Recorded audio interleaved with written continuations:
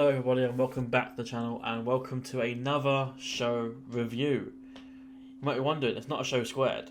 You know it's NXT we're covering. Because this is for NXT Heatwave, the latest PLE pay-per-view special event thing that they've done. And you'll notice as well that I am not joined by the usual person who I'm joined by, Mr. Impact Craig. You'll notice I'm instead joined by someone new, someone different. Someone, in fact, you could say is penciled in. No, I'm of course I'm joined by Pencilled In Nikki. How are you doing? Hello! I'm doing alright. How are you? Thanks for the nice intro. I try my best. But no, just I'm alright. It's been a tough few weeks, but we're here now. And pleased to have the chance to actually sit down with you in a one-to-one. That isn't just a massive quiz thing. Grid. So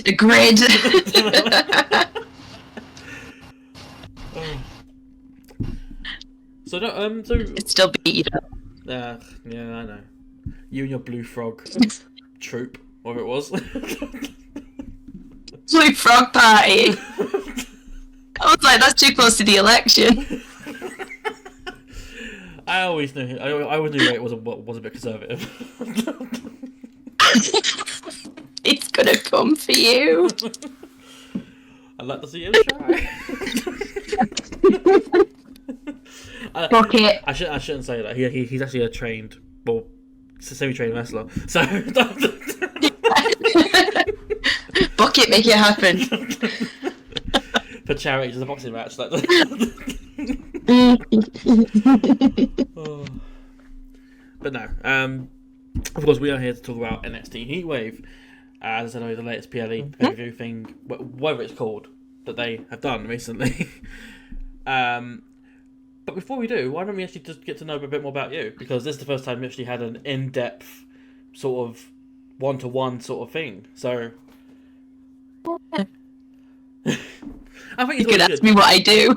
It's always good to sort of just find out more about the guests you have on and stuff. No, I mostly like to just talk about wrestling in a positive way because there's just so much tribalism and all that bullshit out there. But I really genuinely like all of it. Wrestling became a hyperfixation, and I noticed that it was pretty toxic. So I went into mum mode and I was like, I'm going to try and make this nice. And I created a Discord, which has got we're pushing 80 members now. And there's no tribalism in there. We've got WWE, AEW, New Japan fans. We've got fans from every kind of promotion you could think of. And we've got a section I'm really proud of is a mental health section.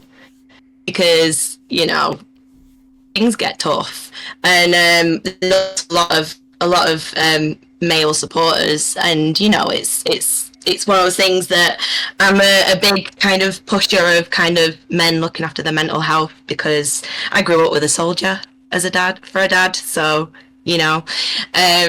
so that's something I'm super proud of. But mostly I just talk about wrestling that I like. That's and I try and hype up the wrestlers that I like as well, because I want to see them booked, I want to see them on shows, I want to see them on TV, I want to see them getting championships. So just basically took my hyperfixation and mumness and then applied it, and now I come talk to you. Fair. I will say as a disclaimer for you and for anyone who's new to this watching, I'm not always positive about NXT. Oh no. PLE's pay-per-views. No. I criticize. Yeah. I criticize. But I'm not a bum about it. I mean, we were having a DM. I think earlier today actually, where we were just chatting or criticizing, the main roster's booking of the Money in the Bank briefcase. For the men, but it's not the women. Oh. Didn't need to happen that way. They didn't need it. No. A scenario that could happen that didn't involve using the briefcase, and we still be in the same spot that we are in now. Yeah, that match was always going to happen, and there was already plenty behind it. We didn't need the addition of the Money in the Bank stuff and Drew loses again, lol, and all that. There was so many other opportunities. LA Knight, Mello, Wyatt Six stuff, Chad Gable. There's so many other moments they could have done, and they just wasted. We're a very safe option rather than take the risk. Yeah. Which is, oh well, it is what it is, I guess. But anyway, we are here to talk NXT Heatwave. So before we get too far off tangent,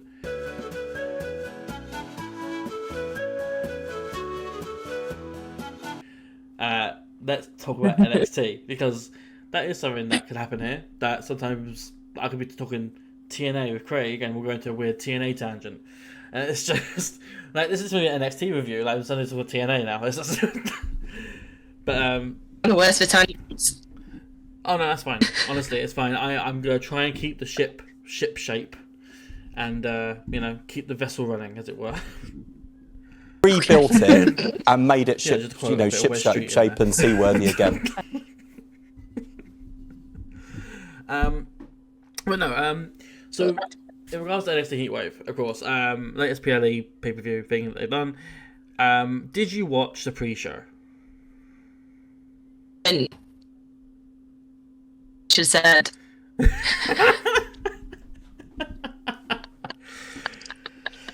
This gets a flying stop. But I know what happens. Told you, brain fog. I didn't. This is the thing, right? So, we were gonna watch it the next day, then we just didn't. You know what? That's valid. That happens. Absolutely. It's just because there's so much wrestling, it never stops, and I think we wound up watching something else. I think it was GCW, actually. So, okay, yeah. Why we didn't watch? Sorry, Mike just entered the room. Why we didn't watch the pre-show for NXT? I can't remember. It was because we watched something else. Oh yeah, it's because I was like white. Yeah, true. And I couldn't do an extra hour of wrestling. No, there's so much fucking wrestling. I mean, and that is. By the way, sorry. That is the main moral. it's already gone off the rails, hasn't it? It was always going to. But no, I do kind of know what happens, and I've been really intrigued by everything that JCJ and everyone are doing at the minute. So tell me about it. Yeah. So pre-show tag match we had was only match on the pre-show. We had Jessie Jane and Jasmine Nix taking on a team of Carmen Petrovic and Ariana Grace. Of course, Carmen and Ariana have been a very makeshift sort of. Ariana sort of twisted Carmen's arm to get this match made. Yeah. Yeah. She just inserted herself into everything, didn't she? She made it happen. Yeah, exactly. Because I think she wanted to wrestle in Toronto, and it was like she wasn't on the card, and she couldn't represent the Torontians, the Torontons, people of Toronto. People of Toronto. I could think of the word for a Toronto person. Sorry. Yeah, if you're watching this, I apologise. Leave a comment. Like, I'm from London, so I'm a Londoner or a Londinian or whatever. But I assume Toronto has their euphemisms for their little nickname. Yeah. Yeah, like we're Manx. Sorry, but I wanted to talk because normally we could say the match and then say the result and then give an opinion. But I wanted to also just bring attention to the reaction that Ariana Grace got. There was JC and Jasmine got sort of neutral sort of thing. Carmen was a little bit, it was like sort of very light cheering. Ariana came out though, and you could hear it around the arena. She's got over big time now. She's really won everyone over. I immediately loved her. I just loved her character. Mm-hmm. I just thought she was ridiculous, and she's Santino Marella's daughter. Yeah. So she's funny. Yeah. She's got it in her, and I just like this kind of better than you character, and I thought she was great, and she's just giving every single week, so that doesn't surprise me. And obviously, like, you know, she's Canadian, so yeah, exactly. That extra pop. Yeah, I think she's been a heel for the most part of TV, and then she suddenly just turned face for this one show, and the crowd made a face. Yeah. I love it when that happens. Mm-hmm. It's like I just love it when people get on board with a scumbag or a heel for even just for one show. I just love it when that happens. Yeah, I think it's not that often that happens in wrestling as well. Like, and it's almost magical when it happens. Yeah. I mean, I'm a sucker for a heel, especially if it's a heel with a point. Yeah, if it's a heel with a point, got me. I'm locked in. Yeah, I was always a fan of the heels. I think even when I was a kid, I preferred like the Triple H's to the Shawn Michaels. You know, like. Yeah. I wasn't interested in the whole white meat baby face. I'm a hero. I was like, nah. Yeah, exactly. Like, Stone Cold Steve Austin, kind of on the, you know, chaotic neutral. Yeah. You know, give me that. I love that. So yeah, like, you don't know where. Don't care who he fights or who he beats up. He just wants to beat someone up. Yeah, that's why I love John Moxley for that reason too. Yeah, that's fair. I think it's. I mean, I've said it before. Like, John Moxley's probably a modern day equivalent to what be a Stone Cold Steve Austin. Yeah, he is. Yeah, no, I agree. I do agree. Even with the way he walks and everything as well. Yeah, quite literally. The weird swagger he has. Like. Yeah. Oh, it's like the Conor McGregor walk. If you've seen that in UFC. Yeah. Yeah. Oh. That just gets more and more absurd every time I see him do it. Because I'm partial to some like MMA, UFC and stuff like that. Yeah. I used to go to shows and things. My brother runs an MMA clothing line, and I used to go and help him with the shows and stuff, so I used to go and see them all. And some of the walkouts are great, but Conor McGregor just gets more and more audacious every time. It's just like he's turning into a caricature. Of himself.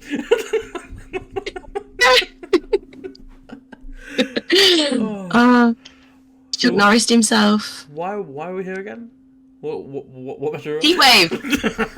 Heatwave. We were on the pre-show that I did not watch. Fantastic. So the results that we haven't even mentioned yet. So Team Toronto, Carmen and Ariana, win following a roll-up reversal, courtesy of Ariana Grace pulling Jasmine's hair to reverse her roll-up onto Carmen. So Carmen rolled her up thanks to Ariana. Like it. But I guess the freak out. I also give star ratings. So I gave this 2.5 stars. Like, this was, for me, pretty much an average match. It wasn't anything special or anything great or anything like that. But it was fine because it was just there for the pre-show. You know, the pre-show was never exactly.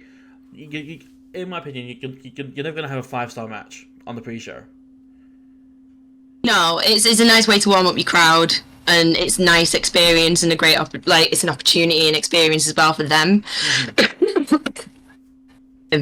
But yeah, that's why usually like you kind of come back and watch the pre-show. Yeah.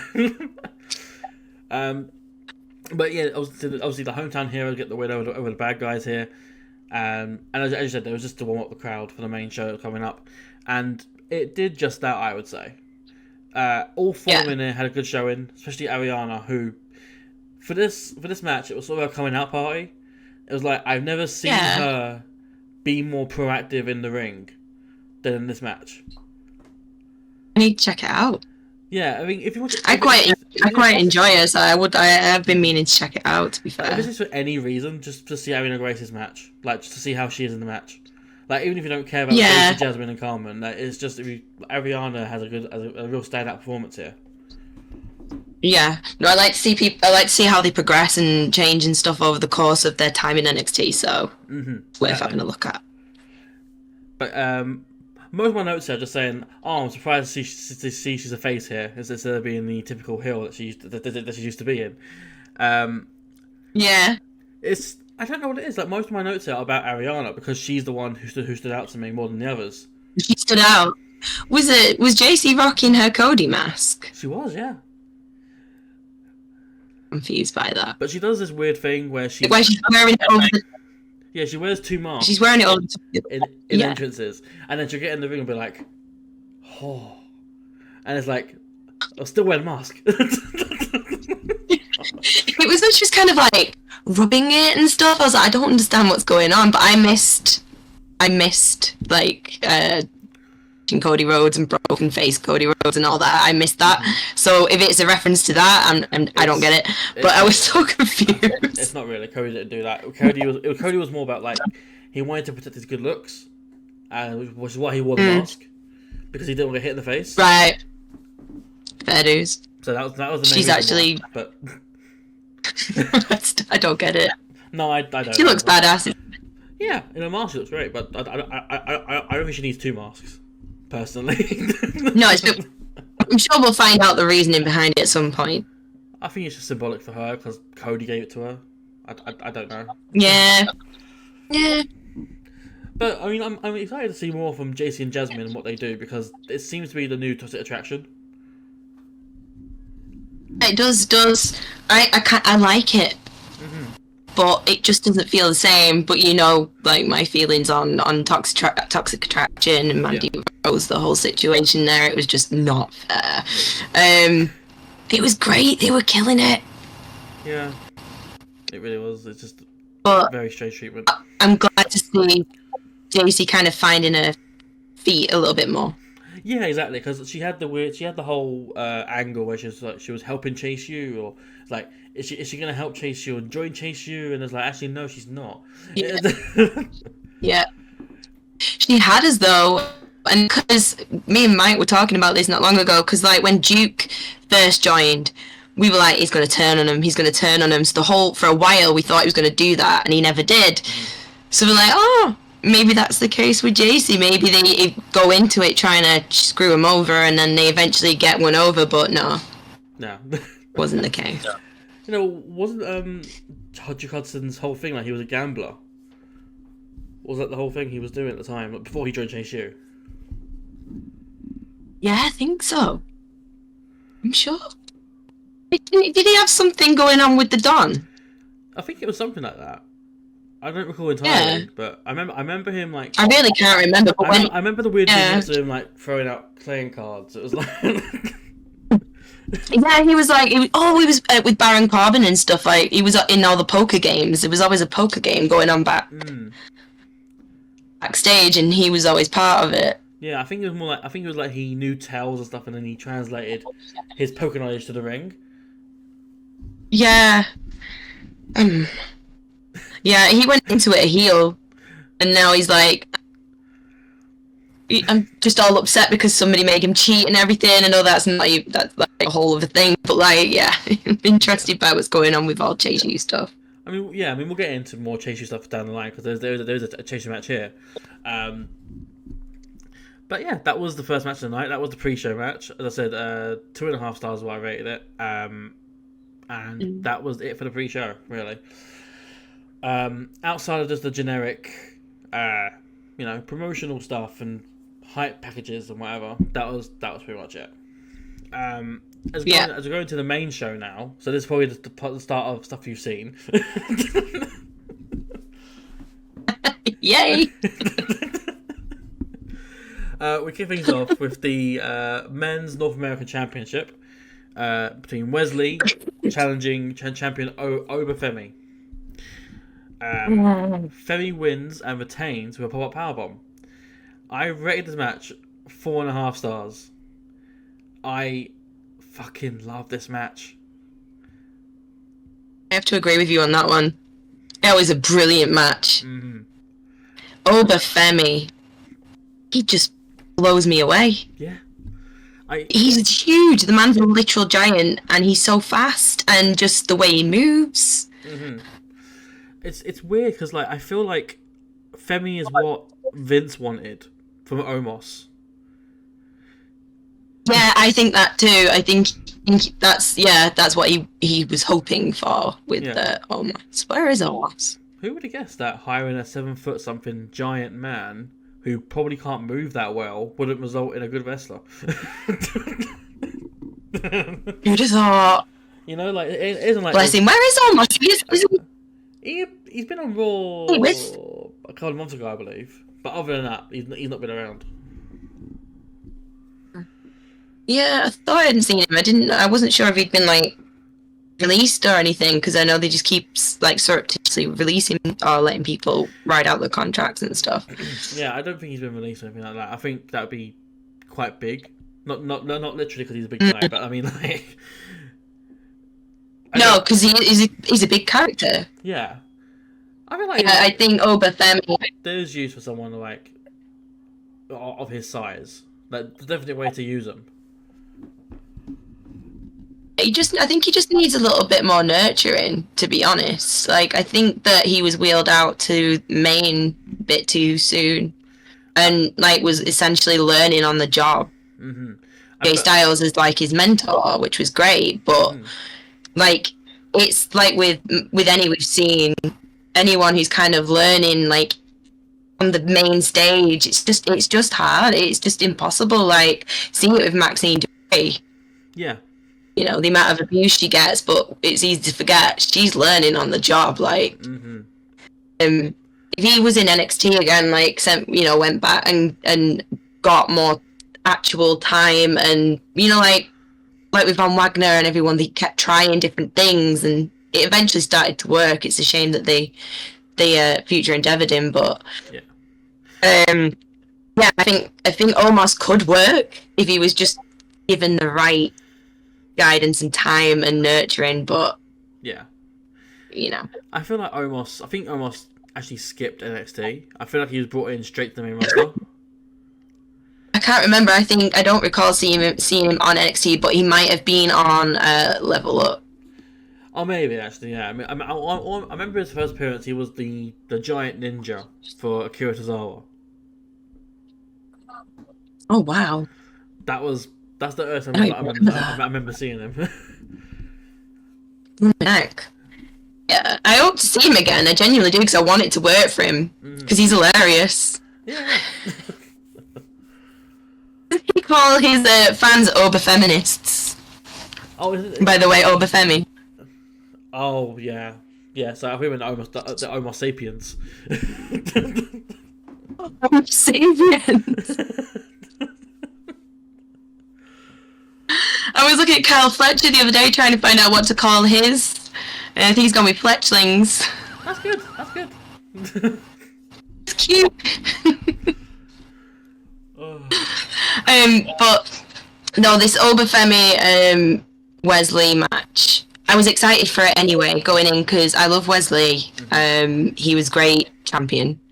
Obviously he kind of came back from pretty tricky. He like he said it in his promo, he's a tag team wrestler. And now he's on a singles run, so it's all kind of new territory for him. So then he got it and everything, and when he was injured, I was genuinely devastated for him, because he looked so sad. And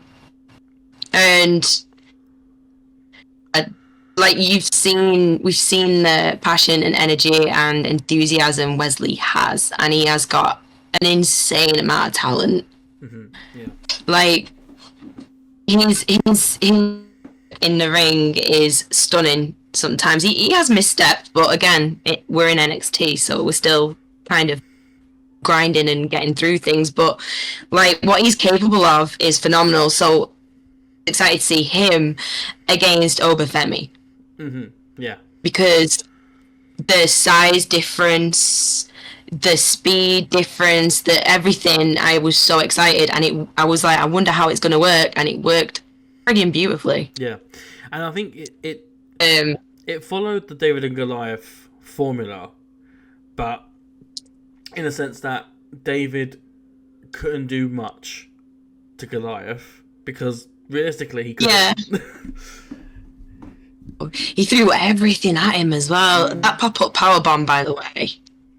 I want to see, they do that measurement to show how high up they were, because he went high. Yeah. His back. Because because Oba was targeting Wesley's back the whole match, like, which you would. But it got to a point, I was like, this is not fair.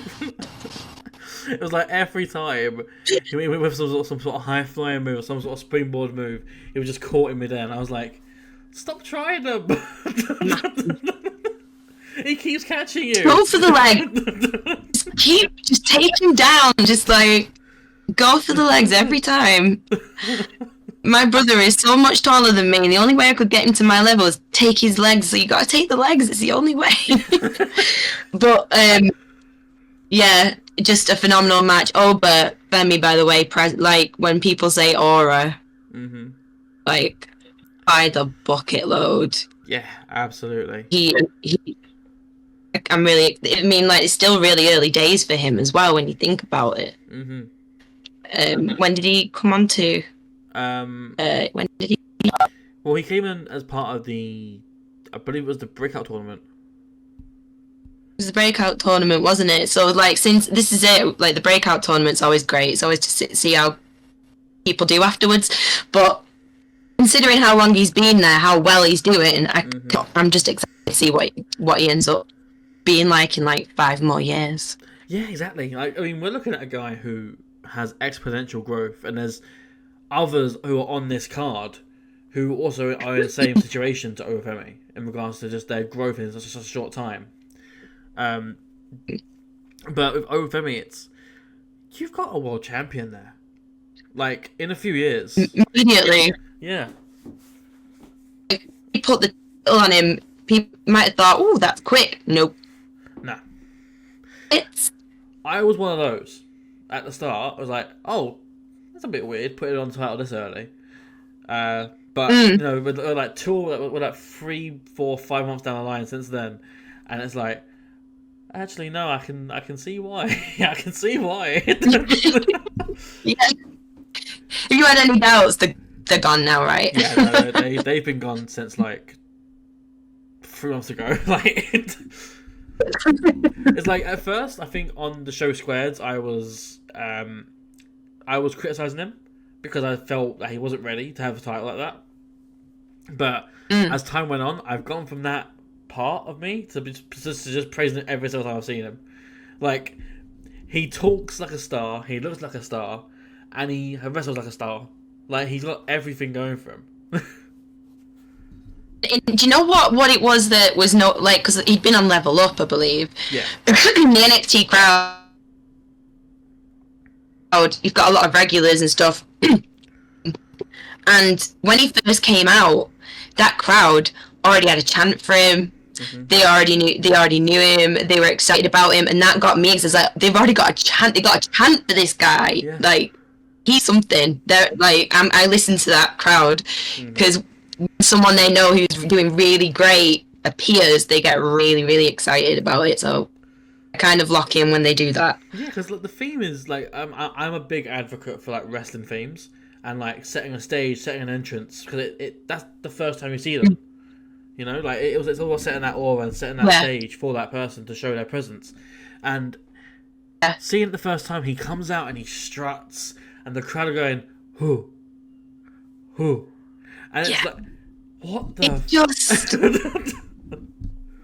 it's awesome. It really is. But and hang on. But I would say to anyone, if they watch any match from this PLA, whatever it is, that's one that they should watch. Yeah, I thoroughly agree. It for me, it's between this one and I think it was the main event. But if I had to put between those two, absolutely this one, because like it sounds harsh, but if you want to see a small man get flung around the ring for about 15 minutes. But with heart, you know? Just with heart. Just that plucky underdog, like Sami Zayn, the whole kind of like just keeps getting back up. Yeah, exactly. But I think it was like, for a 15-minute match, Wes on the receiving end for about 12 minutes of it. So, I mean, like, this guy is a dominant champion, and I can't see anyone right now who could dethrone him. No. I was thinking about this today to try and throw someone into the mix, and I really can't. And I feel like it'd probably be someone from main roster that they end up doing it with. Yeah, exactly. And honestly, then Brecker that. I really want to see Gunther come down to NXT to have a match with Heavy. Please. I mean, I know they probably wouldn't do it because it makes no sense to do it, but. Well, they have gone to the stint though of just like random main roster people coming down and rocking about and then going back off again. So it's not too far. Like they had Becky Lynch do it and stuff, and some people stay and others dip in and out again. It wouldn't be like too far out of the realms. Yeah, Trips, Sean, if you're watching this, which you probably are, just send Gunther down for a little bit, Send him on for a bit, down to NXT. Just for a month or two, If it happens with that. It happens like, we know they're watching the show. Because I don't know if anyone else out there in the podcasting world is suggesting Gunther and Overfemi. They should be, though. They should be, yeah, absolutely. They're not watching. There's not enough people talking about NXT, to be honest. No, it does suffer from development kind of snobbery in a way, I think. I've always seen NXT as developmental brand rather than quote unquote the third brand, but that's the point of it. You're raising the new talent, you're raising the new stock, like the ones who are going to eventually come up through the ranks and get to SmackDown or get to Raw and be the next Cody or be the next Punk or whatever. But some of the top stars at the minute on main are NXT. Yeah. Rhea, Damien, Bianca, even Liv. Just Liv, Gunther, Walter. He's not a champion, but he is. He always will be. I mean, Drew as well. Yeah, they've had what? Drew as well. Drew as well. So it's all these. So the system works. So it's fine to watch them at the beginning of that because to me it makes it more rewarding when they do go to the main roster and eventually get that title. To kind of see them go from there you can look to back there. on your comments that you said or put out on the internet or put in a tweet or an Insta post or whatever, and just be like, 5 years ago I said this about this person, and look at them now. I'm going to tell you something now, and Michael will back this up, right? So, when Solo Sikoa came to NXT, he had some cool promos, the Street Fighter stuff, in the streets and stuff, and then he came up, and I think after a couple of him, I turned to Mike and I said, won't it be funny when he ultimately brings about the demise of the bloodline and takes over? And Mike went, no. Why did you not put money on that? just put your money in that. Just be like, I bet in an undefined amount of time from now, Sozako will become the new tribal chief or the new head of the table. I should have. I'm so annoyed because it was just so fun. It was funny. He turned to me and was like, can't believe you said that all that time ago. And I was like, it's just my autism is really great when it comes to pattern recognition, and I just saw the patterns and that was it. Yeah. But that's the thing, it made it even better because we saw him come from NXT right up to letting Paul Heyman through a table. It's, not bloodline related, but Obafemi, I can absolutely see 4 or 5 years from now being a world champion. Whether it be Raw or SmackDown, or even NXT. Absolutely. If Sean wants to keep him in NXT for a bit, it could be an absolute monster to have as a champion. Like a bar. For a while, Ilya was the measuring stick. Exactly, yeah. If you can beat Ilya, then you're good to go, kind of thing. And then people try it, and then they come back round and they eventually beat him. Well, he's gone now. You need a new measuring stick, so why not Obafemi? Not for nothing, but Trick Williams is not exactly a good measuring stick. No, he's great. I love Trick, but yeah, I think somebody who is clearly really hard to get by, like Ilya was, and still is hard to get by. Oba is hard to get by, and I believe that more. Yeah, and also speaking of Oba, we talk about his opponent Wes as well. Obviously, losing here means he can't challenge again for the North American title. While Oba's champion, that is. Yeah. Which, to be fair, could be for 5 more years, the way things are going right now. So, so we're not going too spoilery, obviously, because I think we both know what happened on the TV NXT in regards to Wesley. Well, I haven't watched it, but Twitter let me know. Yeah, so, yeah. I mean, my comment here was, what is next for Wes? But I think we know. We know now. Yeah, we do. I do. Again, I did not see it coming. It's just something that I didn't see happening. No, I've been keeping an eye on. Can I say? Yeah, go for his it. name. I've been keeping an eye on Wentz to see like what he's up to and everything, and like he's been really kind of gearing up and posting a lot and stuff. But I just assumed it's because he had a lot of big matches coming up. Yeah. Now it makes sense. But yeah, I'm glad to see him back, and I'm glad to see Wes get. I didn't see the actual segment though, but I did see a picture of him afterwards, so I'm assuming it's all cushy. Yeah, it would appear that way, but it is what it is ultimately, and it's good to see Trey Miguel in the WWE ring. Yes. Moments. Yeah. But I'm just interested to see where everything goes. Yeah, absolutely. I mean, I'm assuming the current short-term goal is Gallus. Must be. Yeah, I'm assuming. So they're the ones to kind of push past at the minute, aren't they? Yeah, at least for the trio side of things, anyway. But yeah.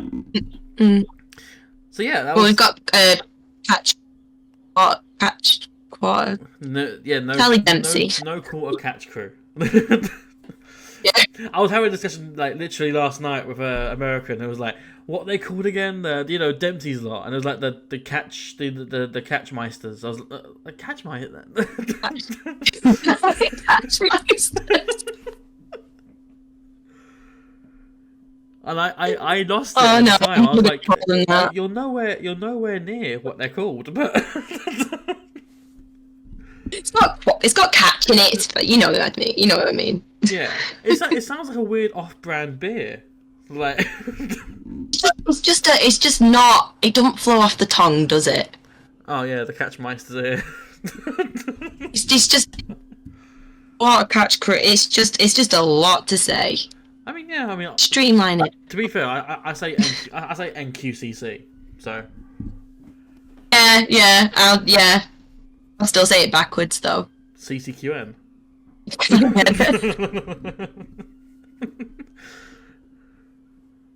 Oh God! Which was the next match? The crew catch Cortino. Crew. They've Thingy's been yeeted, hasn't he? Yes, the one that we probably should have mentioned, but he has been replaced by Tavian Heights. Hasn't he? Oh, okay. Oh, nice. Okay, cool. Oh, wait. Who did you mean? Did you mean the original leader, or did you mean Kemp? Kemp. Oh, I thought you meant the original leader. Oh no. Oh no, Kemp's fine mentioned. So I thought you meant another one. Oh right, I was like, oh, we don't mention him, because of association. No. Yeah, he's gone skis. Yeah. He's I mean, people said they saw the writing on the wall, but I was like, I didn't see writing on the wall. I saw an angle. I didn't see. It seemed. But then again, when they are getting rid of someone, they do. They either send them in the back of a car, or they just like. There's always some like kind of sticky way to get rid of them. I quite appreciate it. Just throw them over a bridge into the river. was like Cole Carter. It's like, off you go. He literally killed him off on NXT. And everyone's fine about that.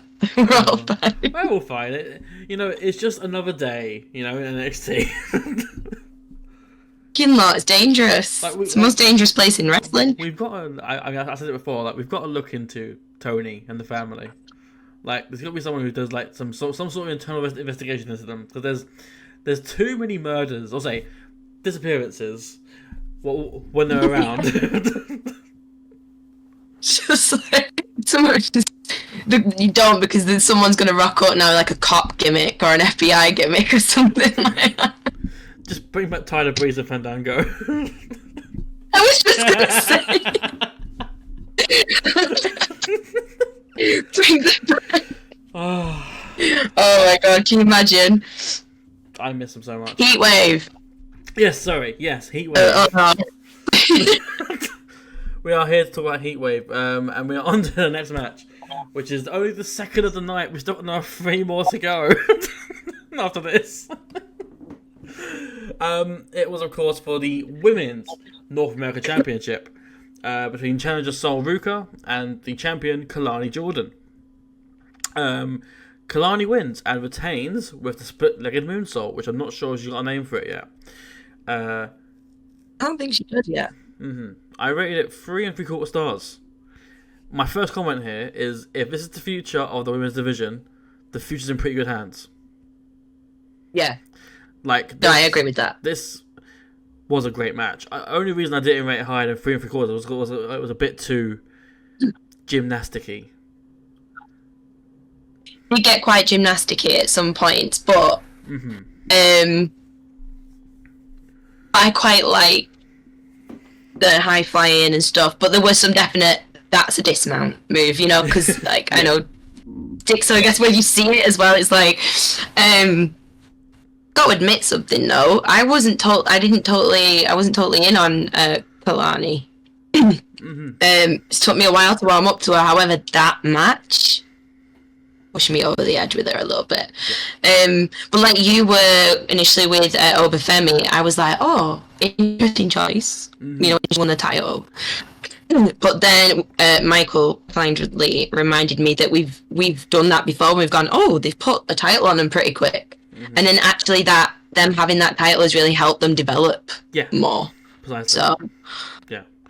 And then she killed it. Yeah, I think Kalani for me was the standout in the ladder match to determine the inaugural champion. For me, she was, other than like Mishin, but Mishin was always going to be a standout in that match. Jada was in that, wasn't she? Yeah. Jada was in that, wasn't she? I like Jada Parker. So when Kalani was in the finals of the breakout tournament with Lola Vice, I was like, Kalani's winning, isn't she? She's absolutely winning this, isn't she?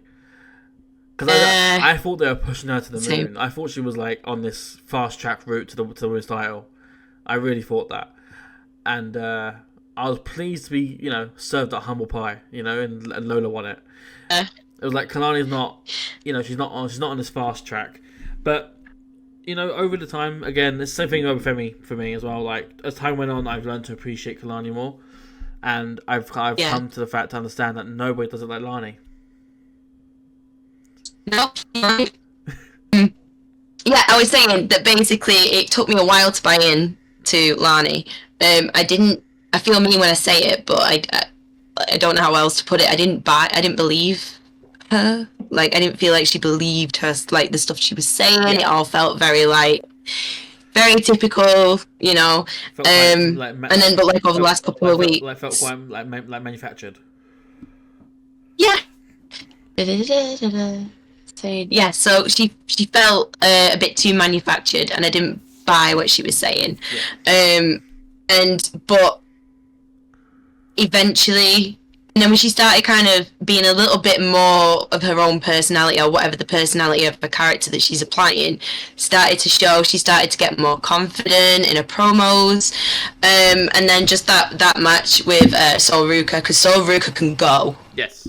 To be able to kind of match that energy, she really blew me away, because Sol Ruka, she is not an easy walk in the park, is she? No, she's not. That Soul Snatcher is beautiful. It really is. And I feel like this is a different kind of match, because not only was it face v face, it was like two best friends facing off. Oh yeah, because they are pretty friendly as well, aren't they? I forgot about that aspect of it. So it was like two friends had literally having a friendly competition. Yeah, it's nice to see as well, because because we usually get that whole kind of, I want that title, I want this, I want, and the whole kind of cattiness. There's a lot of that in the NXT locker room. Yeah.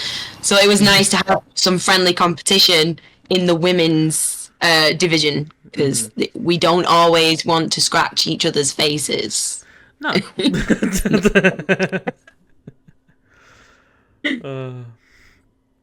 But again, same questions that I had last time, but it's mainly just what's next for both of them.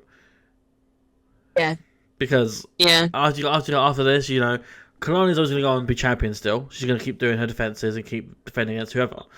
But as for Soul, what is next for Soul? Yeah, I currently don't know. I currently can't think.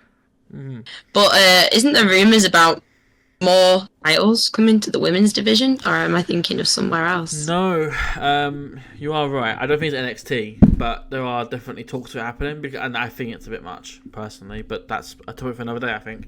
But they are bringing in, thinking of bringing in women's Intercontinental and women's US titles.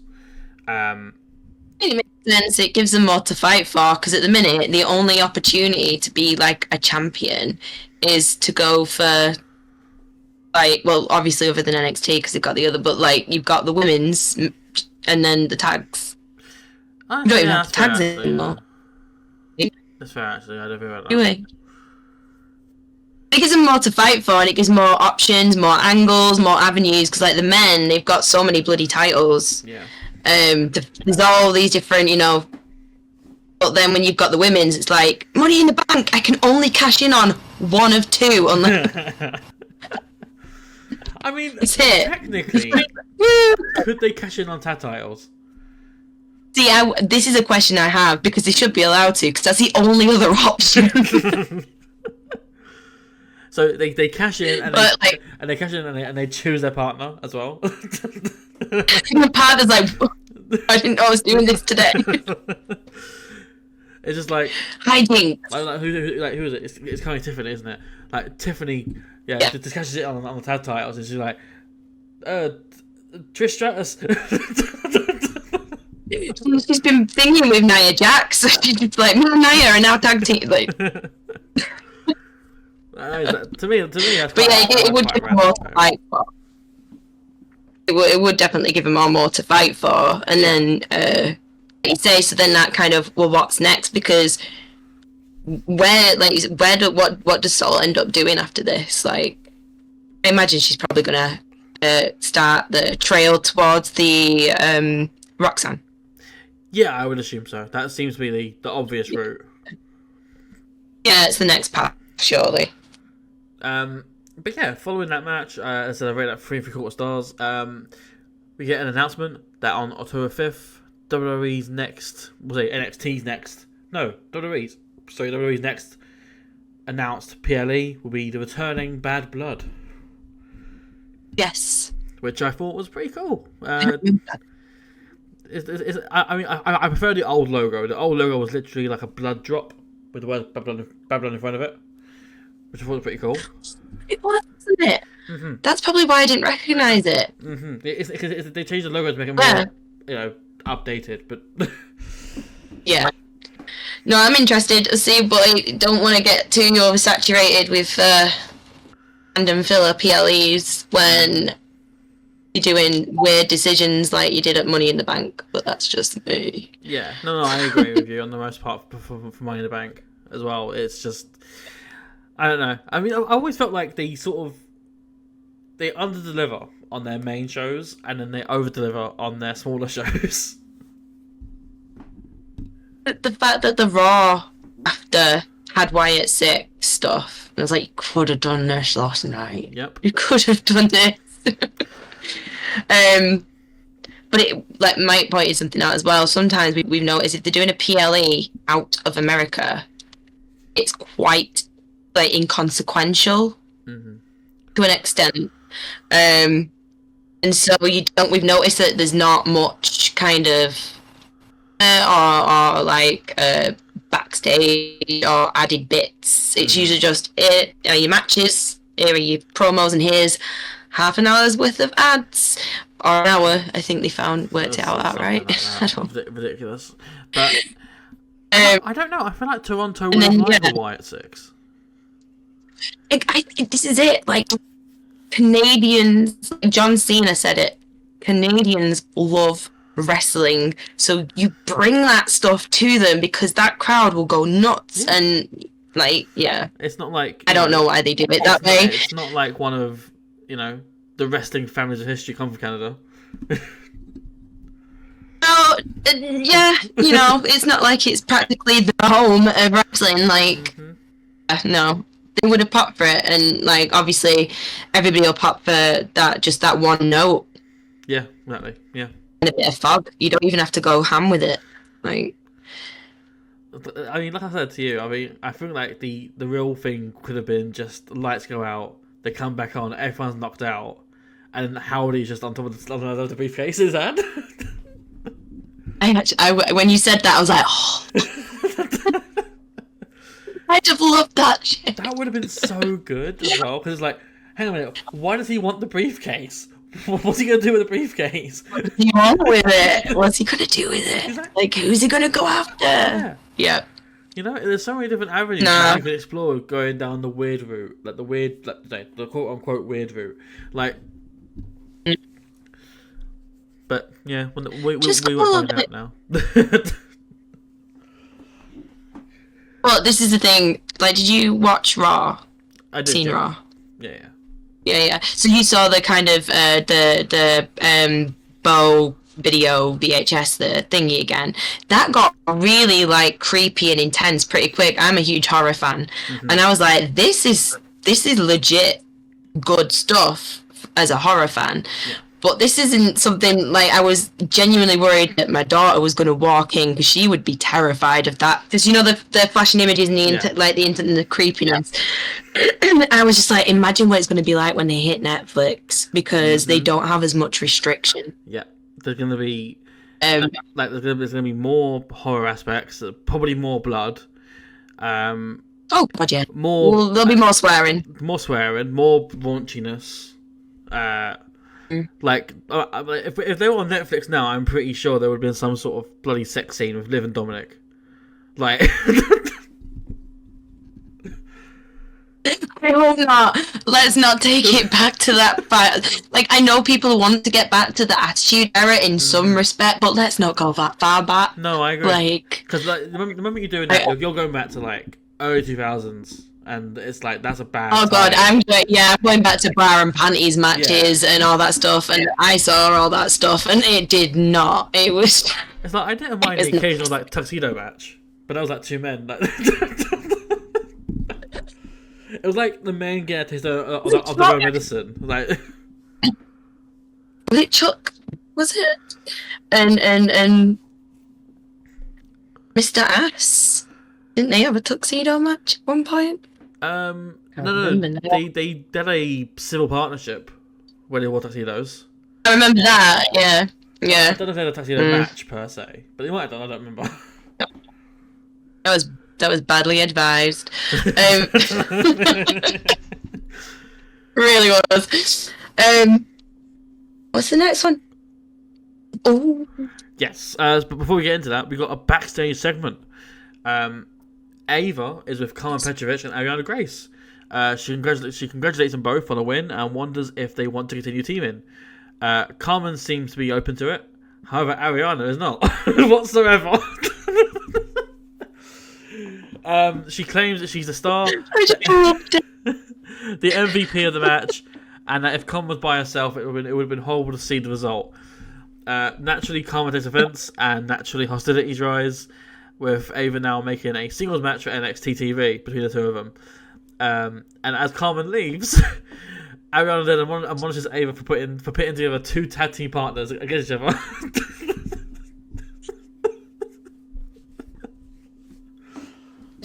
It's amazing. I just love that one. She's fantastic. Mm-hmm. Cracks me right up. And also, like, shout out to Ava because she's been doing great as GM. Yeah, absolutely. It was a fantastic move for her, I think. It is, yeah. 'Cause I think there was a lot of worry that she was going to be a nepo hire because she's the daughter of The Rock, and it was like, is she in that position because of who she is, rather than like earning it? But she's done a very good job, and I don't think there's anything to do with her being daughter of The Rock, personally. Oh, she doesn't even like when she was on Twitter and stuff because she obviously got bullied off Twitter because grown ass people can't handle their shit. Yeah.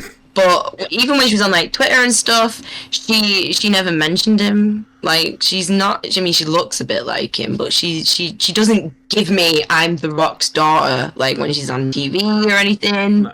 Keeps it quite separate. It's not like Charlotte Flair, who would part of her theme. She's not coming out with a brown bubble, or anything like. Theme was literally part of Ric Flair's thing. And it started, didn't it? At one point, didn't she have the woo at the beginning as well? Yeah. Sorry, made myself gag doing that. A massive robe as well at one point. Feathers. So we move on to the NXT Tag Team Championships. Challengers Chase U, Andre Chase, and Duke Hudson taking on the team of Nathan Frazier and Axiom, the current champions. Frazier and Axiom win and retained following a golden ratio from Axiom onto Andre Chase. I rate this 3.5 stars. That's fair. For me, and I might be alone in this opinion. At this point in the show, this is the weakest match. Of the main show, I should say. Yeah. No, I agree. And I said to you previously that of the whole show that I watched, there was only one match that I tuned out of. And it was this one, and it's because I love Axiom and I love Nathan and I genuinely love Chase U. Wasn't too well anyway, so I don't think that contributed to it, and I just kind of was like, just not taking anything in. But I kind of knew. I felt like it was kind of obvious what was going to happen in a way. Like, obviously, you got the whole Axiom trying to get Nathan to focus on this match and stop doing all these other matches and stuff. So then in the match, he was constantly ballsing up, and they were like, miscommunications were happening and things. And yet they still ultimately retained, which obviously lines them up to have a row, So, but I will say that Andre Chase. Yes. He really showed up in that match. He pulled out some stuff I've not seen him do before as well, which I was impressed by. They had a great match. It was just, it's the middle match, innit? Yeah. I think as well that this match has something that I've never seen before in wrestling, and I've been watching it for like practically all my life. And Andre Chase break up a pin with a Canadian Destroyer. I don't know if I've ever seen that.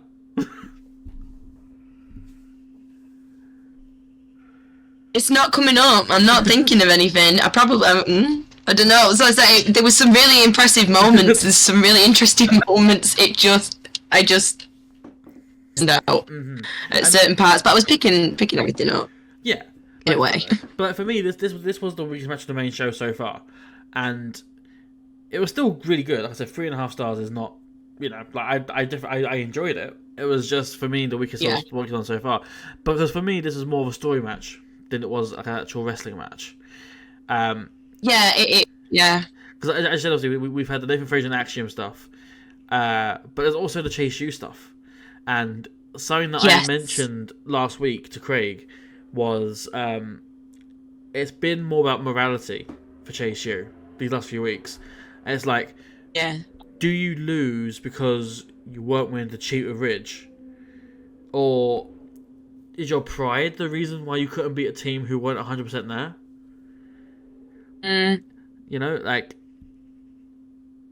You know, it's just like, at what point? Like, at what point do they decide that it's okay to cheat because we need to cheat to win? This is the thing, because we know that Andre Chase isn't really like the most, rule. He doesn't follow all the rules, and obviously Duke didn't. Ridge can't help himself, and Riley just, she's got a bit of an attitude. But it's he's a proper look. Riley is just a shit stirrer, like. Really, he's just a proper little git. But and then obviously Thea just matches whatever energy is happening at the time. I love Thea Hale. I think she's great. I did notice them wearing purple instead of red. Yes. I don't know if that's relevant. The colour change. It was interesting to me that because they always wear the red, especially Thea, and they had purple on, and I don't know. That was weird. I was like, what's going on there? Yeah. I mean, I think it's definitely something to look at because WWE and NXT in general, like Triple H, Shawn Michaels, they do a lot of things intentionally, and there's like even something that looks very insignificant, like a wardrobe change, like semiotics. There's something there, like.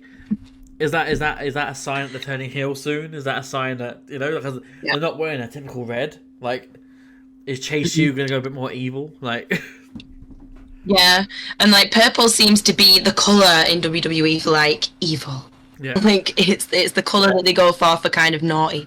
Yeah, but Chase U though is like they see themselves as quite go team, we're really good people, on a roll, all that, but they're all so flawed and all so quick to just do whatever. Like even Thea, she kind of like dumped Mr. Chase and everyone for JC, this new friend, and to change herself completely. They're all not like above doing something for their own benefit, so I wouldn't be surprised to see them start leaning into the cheating. Yeah, I think the only one right now who is probably the best, like morally, is probably Duke.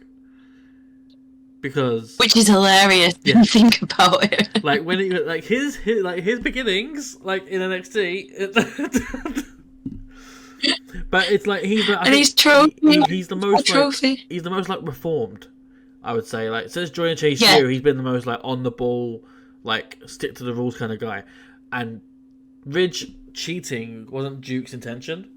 Like that was Ridge being Ridge. Like Duke. Yeah. Duke was like conflicted with himself as to if he says anything about it. Like. Yeah. So I don't think he's like, this is why I joined this stuff. Yeah. To not do these things anymore. Like I got better and reformed, and now you're pulling me back. Exactly. Yeah. And like as we know, like Andre Chase, like gambled the university. Like, we've all done it. Exactly, yeah. I mean, I've gambled my school. Like, I know what I'm doing. It's fine. It's just typical things.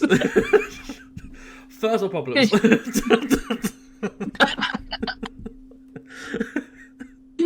Oh lordy. But no, it was. I'm glad though as well because I didn't really want Chase U to win. I mean, even though I did put them to win, I felt like the story wasn't about them winning titles. The story was about them finding out who they are as a group and finding out what the university stands for as a whole. Because they've been in this weird sort of transitional period since the JC scenario where they've sort of like refined themselves and find their feet in again. Or find their foot in, sorry, not feet in. Yeah. And what are we now? Exactly. Yeah. Like, what are we about? And it's a question that they're going to have to answer eventually. But right now, tag titles are probably just a distraction for them to actually face the real issues they've got to face. Yeah. And we know that Andre's really good at putting things off, like... He's got a face. Yeah. Nathan and Axiom, I love them, but their probably eventual one-on-one's going to be... Yeah, absolutely. Yeah, absolutely. Like, and just for fun, make it a British rules match because I love British rules matches. They like doing those. Well, Nathan does. Yeah. I will say, look, I'm a big like Chase U guy. Like, I love Chase U. I've loved it since its early doors. With fucking like Bodie Hayward like in the group, like when he was there, like. Oh, was it the blonde guy who was like in the crowd? Yeah, I remember him. I loved him and stuff. Thought it was great. And but you know, there was a bit where I really thought they were gonna win, and the part where Nathan accidentally superkicks Axiom. Same. Yeah, I was like, they're gonna take it. Yeah, it's like he rolls him up, and it's like, oh my god, that's gonna do it. And it's just like that last second kick out, but it's like for a second I was like, holy shit, that's actually gonna do it. Well, there was some genuine like near misses and some really great moments. It was just like in the grand scheme of the whole show, it was very much the middle match. Yeah, that's fair. But yeah, ultimately, as I said, like that for me was the weakest match of the night so far. And from that, we move on to a backstage interview with Wes Lee. Wes is lamenting over the fact that he didn't get his moment with Emmy. He says he failed, and that Oba was the better man, and that he's not sure what's next for him, but we'll see him on Tuesday. And spoilers, we know what happens on Tuesday.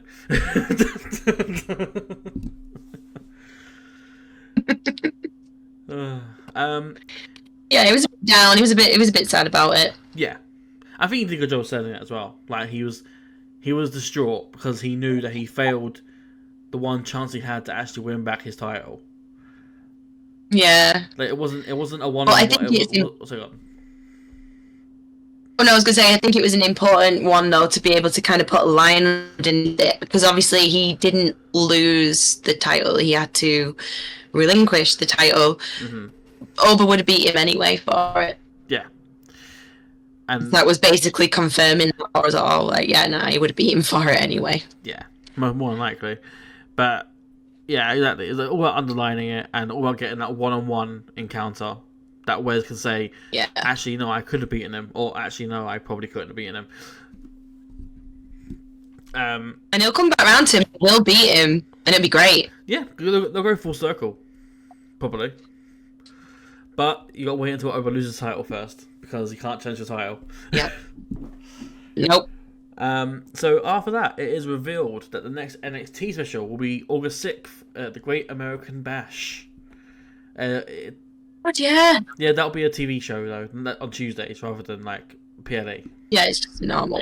I think the next PLE is No Mercy, I believe, in October. I think it is.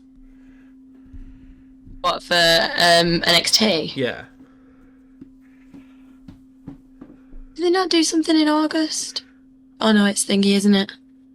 Maybe it's probably then. Probably. A few specials, don't they? Mm-hmm. And then they have a big PLE. Yeah, precisely. I'm not too sure what the actual layout is for them, but that's what I've seen reported. So, up next we have the match that I have the least notes for. I'm not sure why that is, but it is the NXT Women's Championship. Lola Vice, challenger, taking on champion Roxanne Perez. Yeah. Roxanne wins. Roxanne wins and retains following multiple pop rocks. I rated it 3 stars. This, spoiler alert, is for me the weakest show, weakest match of the main show. It started off really strong, but then as time went on, I don't know if they got tired or something like that. They just slowed down, and with that there was a few bits of sloppiness, a little bit clunky, and moves were not looking as good as they could have been done. Overall, though, it was a good match. It was just one that I felt let down by because I know these two can do much better than what they did here, and I don't know what caused the match to be what it was. The alignments as well didn't help because Lola is a natural heel, Yeah. And Roxanne. Yeah, was which also became in a face in this. Yeah. So it was like earlier when we had with Kalani and Soul, we had face versus face. In this, we had heel versus heel, essentially, which is always a tricky one. Yeah. Always kind of sends the vibes a bit weird. But yeah, it did start off strong. I think there was some communication issues. It felt like a spot or something was missed, and they were trying to get back on track.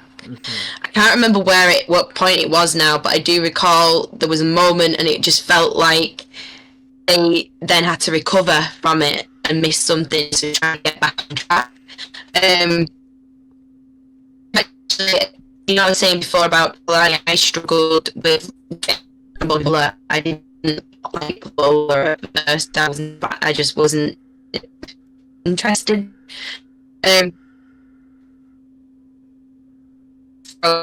Wait. Oh, you're back. Yeah, so with Lola, I wasn't too, like, kind of, wow. And then over time, she's really started to impress me. I quite enjoy it with Shayna. The kind of blood sport thing that they quite enjoyed that. So I didn't expect this match, but I agree, it did feel bad were off. Yeah. The other way I could describe it. Because, like, you know, they're both capable of great stuff. I did think Pop Rocks was excited. Yeah, I mean, I think they said it was like 5 attempted or something like that in the entire match.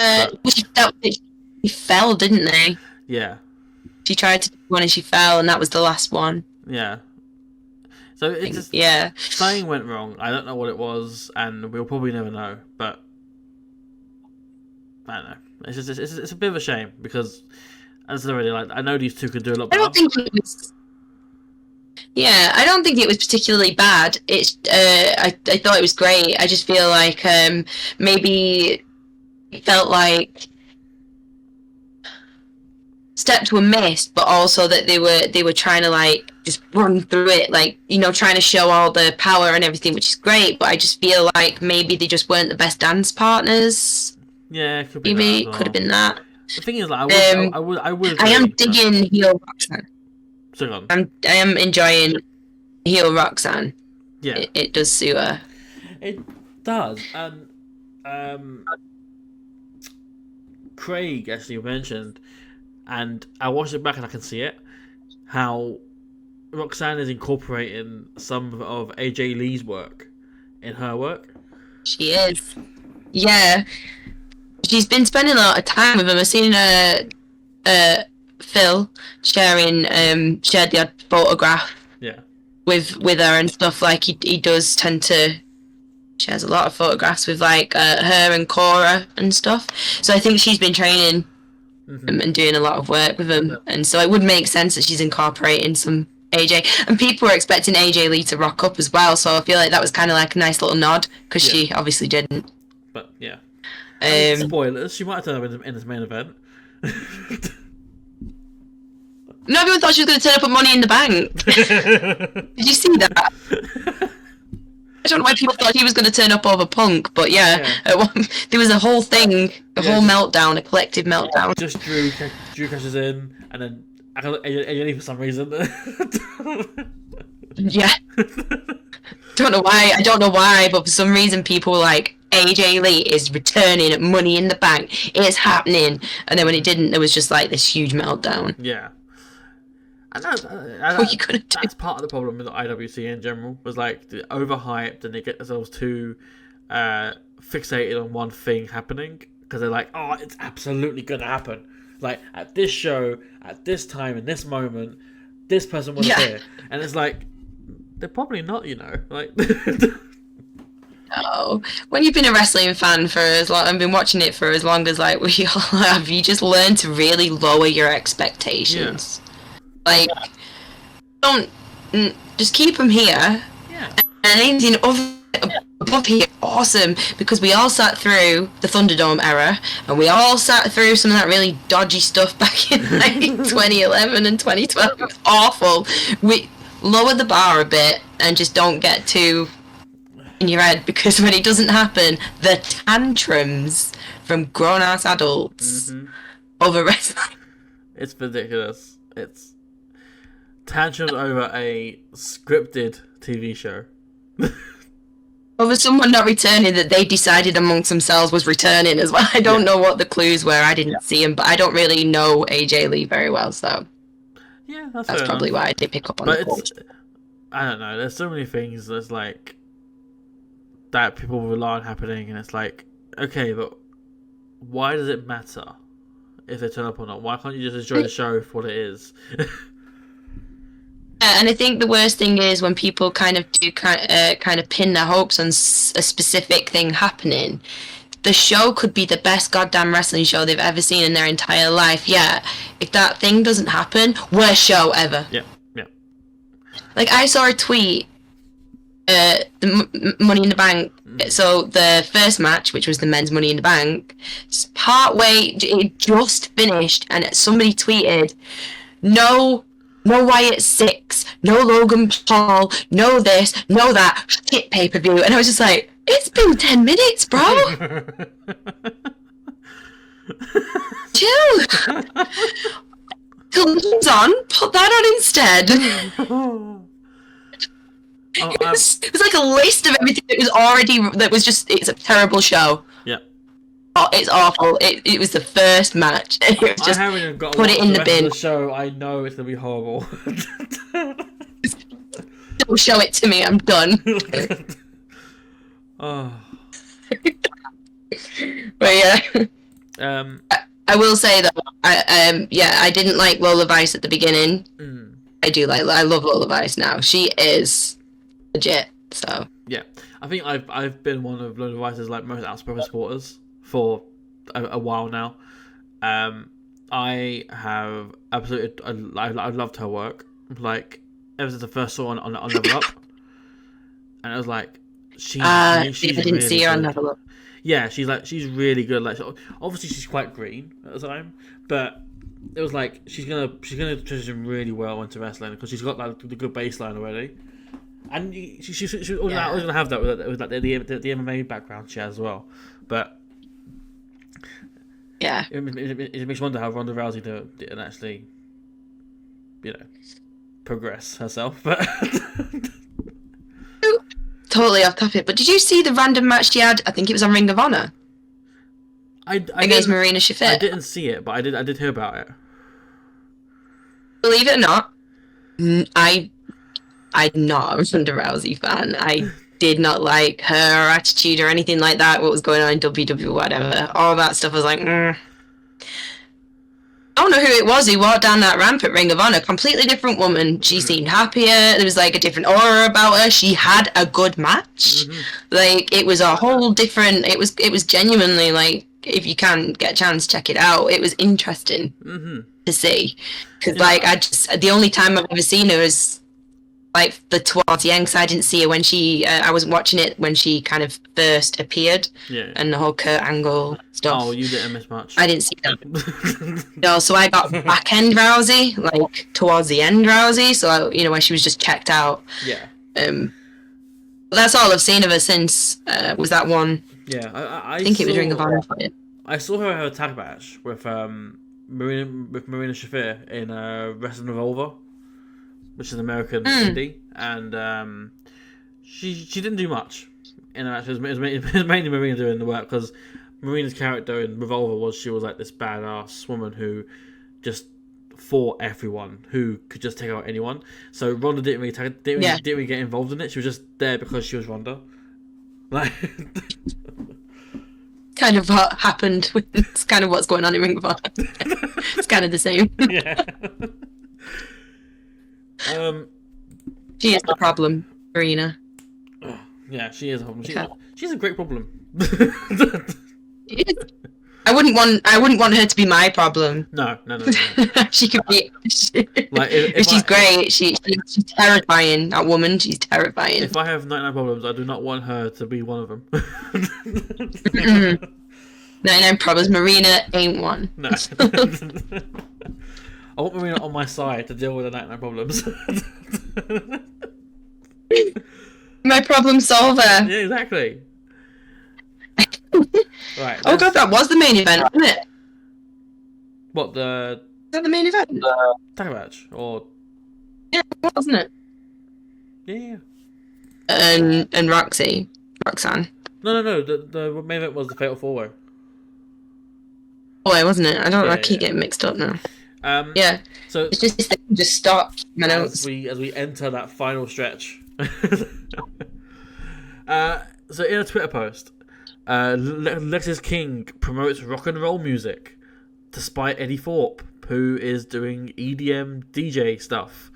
And he also confirms that he wants the Heritage Cup from Tony D'Angelo. And then we get a Twitter reply from Tony D'Angelo, who's growing basil leaf. He has no problems. It's so random.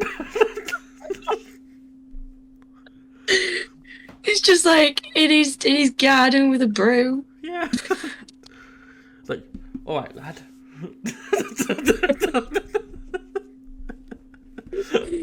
To be fair, if I got like a thingy from Lexis King, I wouldn't go out of my way to put like I would stay in my pajamas and everything. I would put like zero effort into my promo bag. I'd be like, you know.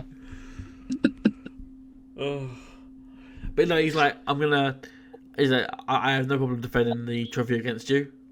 I'm gonna have to go to grow my basil now. I love Tony D so much, and then even more so after his little gardening. Yeah, it's so weird, but it's so good. But it fits because you do, like that's the thing though, isn't it? With like dons, they are violent, scary, intimidating people, yet ridiculously chill, very polite, well-mannered. Yeah. They've got good taste, they're well-educated. Just turned into my garden, what's your problem? You know, like, that stuff is scary. Like, that's very mafia, you know, kind of Don, as in movie style, like not real ones. Like a psychological sort of killer, sort of like the one. Them ones are always the calm ones because they have a methodical process as to what they do and how they do it. Yeah. It's like for them, the murder is the release. Yeah, and it's like just while you know he's plotting. And, you know, he's doing such a lovely thing and thinking terrible things, then that's probably what it's like. It's such a lovely contrast. But, Damon Kemp. How to get rid of him?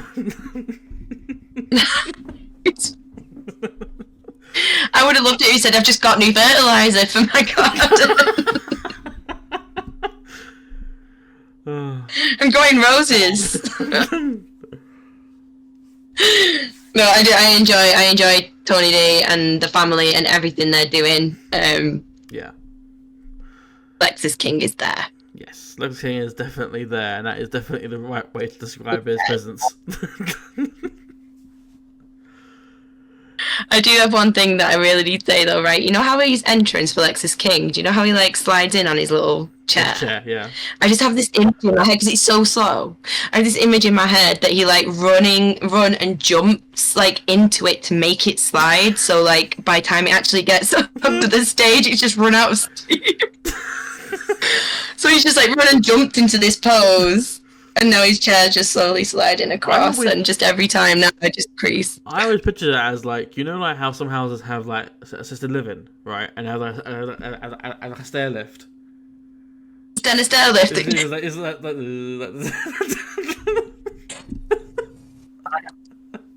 My dad used to have one of those. They're so slow. Yeah, that's how I picture Lexis King entrance. It's just yeah.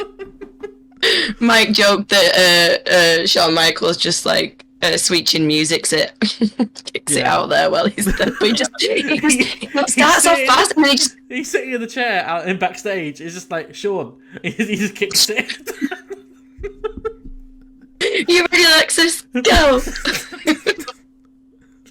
See, now you're gonna think that next time you see him make his little chair entrance. It's a great visual. Just seeing Shawn Michaels. Shawn Michaels in his 50s, is that what, in his 50s, 60s now? Yeah. He's just standing by in his cowboy hat, his black blazer, his jeans, and his cowboy boots. He just super kicks the fucking chair. And the chair's like, so he gets his frustration out each week. Get in that chair. Fucking let this get in. But yeah. Sorry, I've just ruined Lexis King's entrance for you. Oh. No, he's nice though. To be fair, I do skip his entrance for the most part because I saw it like once or twice and I was like, I can't watch this again. Struggling. But now I'm struggling with him. But now you said that, I might watch his entrance again now. Watch him get over because of that with you. Yeah. It's like, no, I can get on board now. I can't take this entrance seriously. Yeah, it was like just create a little edit of just like him backstage in the chair, sitting down. There's Sean. There, super kick, boom, he's outside. Someone animate that. Oh, I wish I was skilled in animation because I would absolutely try to do that. Mike is, so I might ask him to do it. Oh gosh, but no, I look forward to the eventual, match between them and stuff. But I am struggling a little bit with Lexis King. I've not fully got on board with him, but this is it. Every single person who I've gone, it's worked because I believe in the system. Like I've said it to you, I believe in the NXT system. It works. I mean, I agree. I feel like Lexis had more time to try and win you over than others have, and they've done it in short time. Yeah, he has. Kind of enjoyed him in AEW to an extent. He had a brief period where I could buy in with him, and it was when he was being quite raw and authentic and stuff. And it was his thing against MJF. Yeah.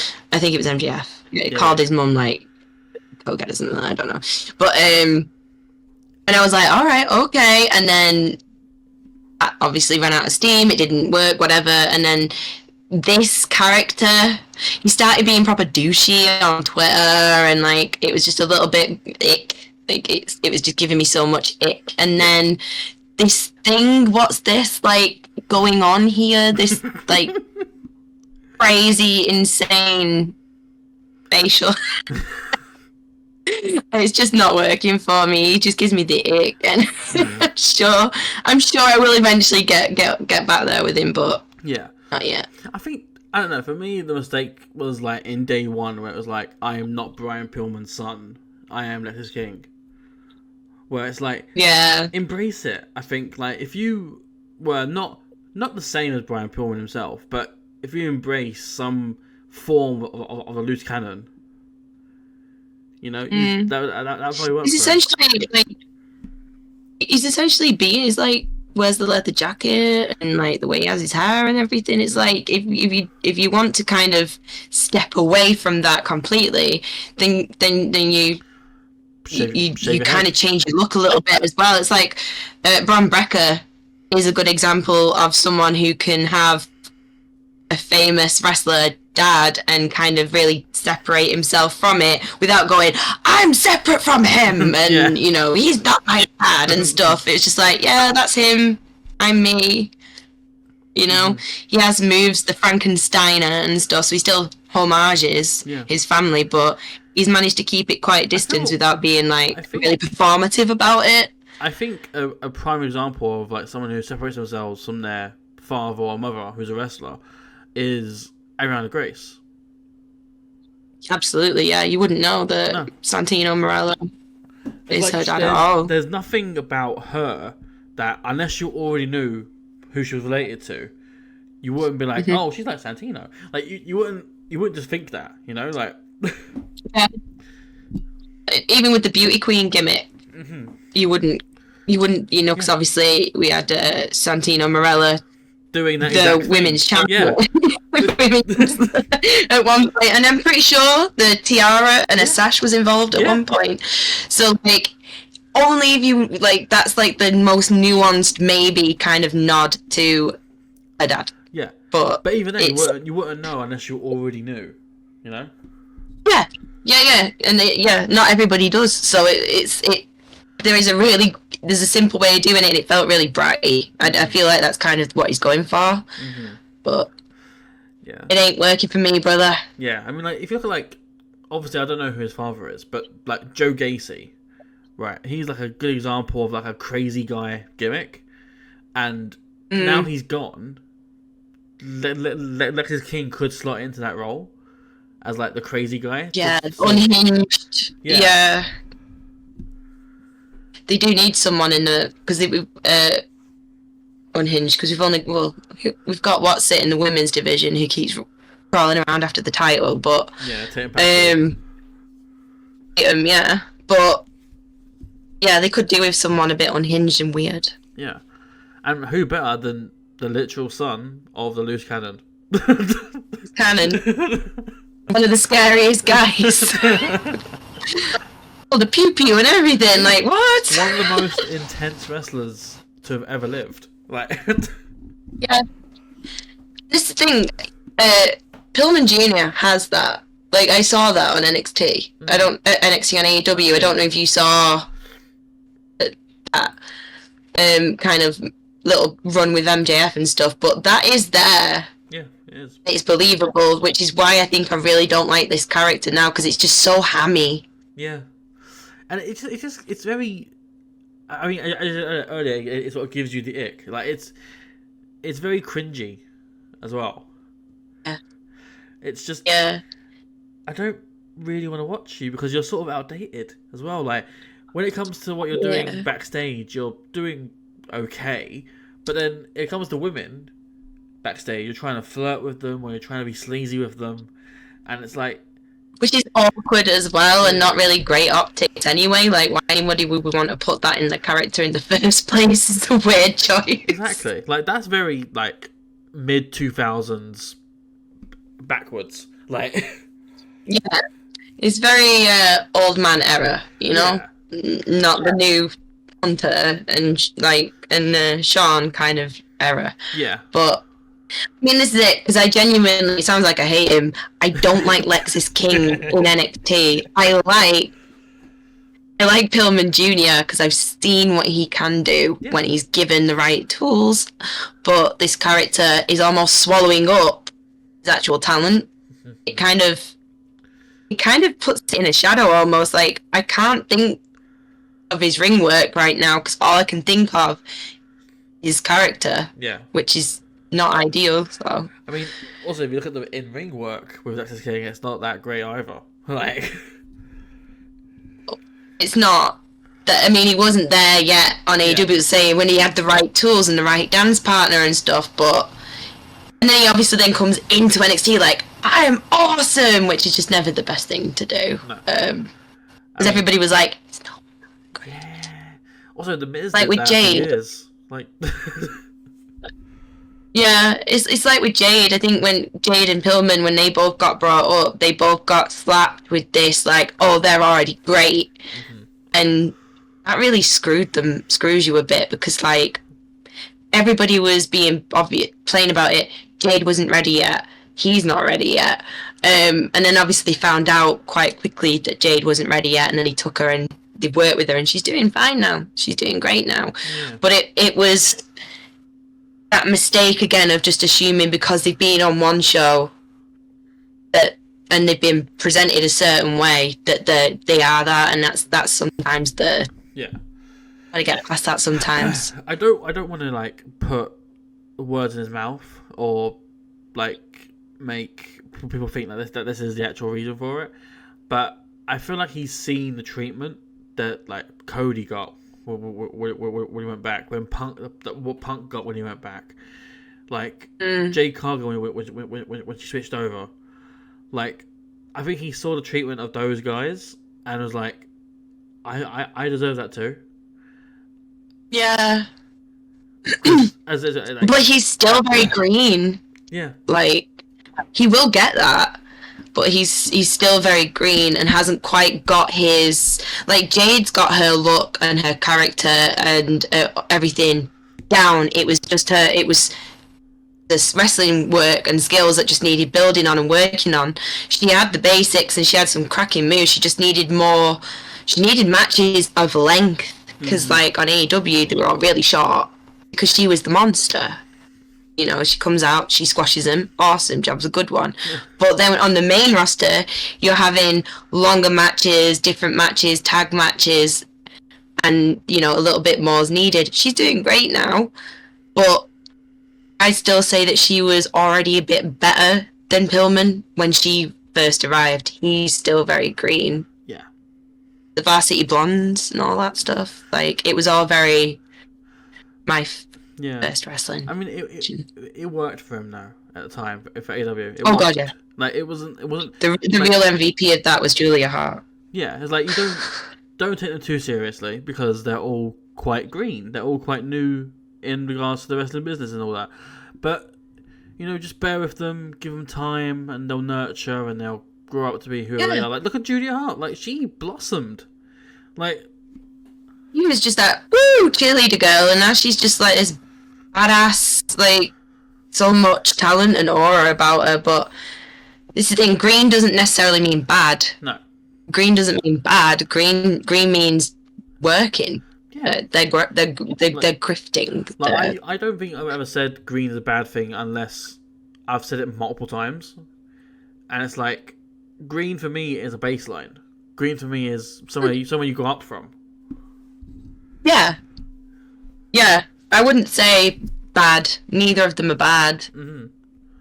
Alexis King's character is currently bad, but it can get better. It just needs some fine tuning and to figure out what its direction is. Because it just feels like he's everywhere. Yeah, I mean, it's really annoying. Yeah, I mean, just again, this is another tangent about Alexis King, but I'm assuming you saw what he done on TV.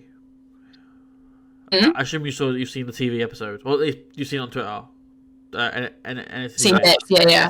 So, in the middle of a Heritage Cup match of Tony D'Angelo, Eddie Thorpe comes out, plays EDM music. He's just DJing in the middle of a match. What is it with this now? Like, it's so random. I'm just like, where are we? Do you remember we used to get Caden Katana just like randomly at the club? Like, it's like, what the fuck has this got to do with wrestling right now? I don't care. It's a DJ set in the middle of a match. Yeah, it was ridiculous. Like, you know that weird balcony they have.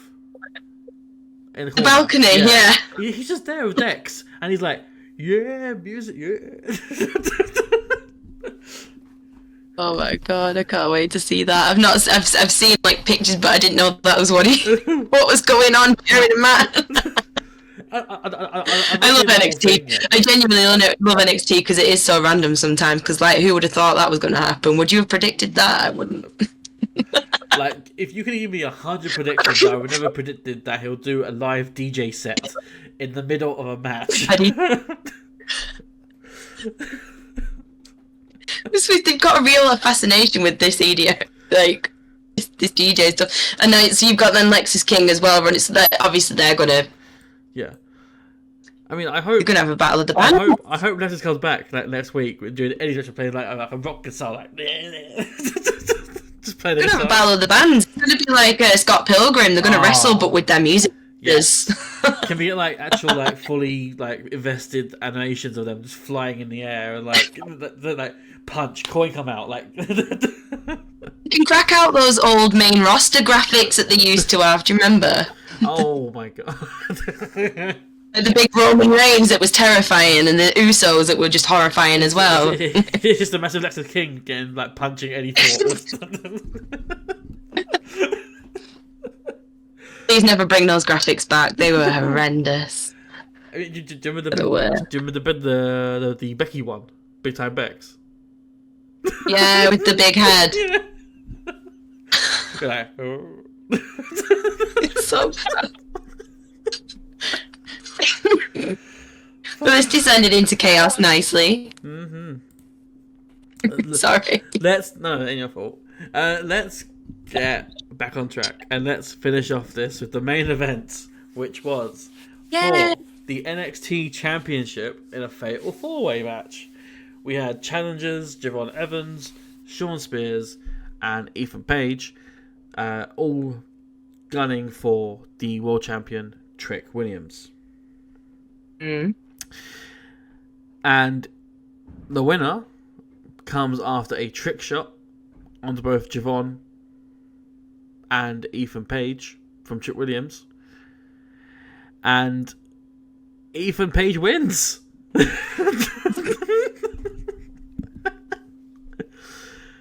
I saw this and I was like, what is going on? And then afterwards, it was like Trick getting pulled out by Sean Spears so he couldn't pick up the pin. And I was like... Yeah, like, I thought that was interesting, because Sean Spears could have pulled him out and got in himself, but he kept hold of him, so it's like, did you help Ethan there? Is there a bit of collusion I feel there? like you're trying to help him there. Dodgy. But like, I rated this 4 stars. It was really well done. It was great.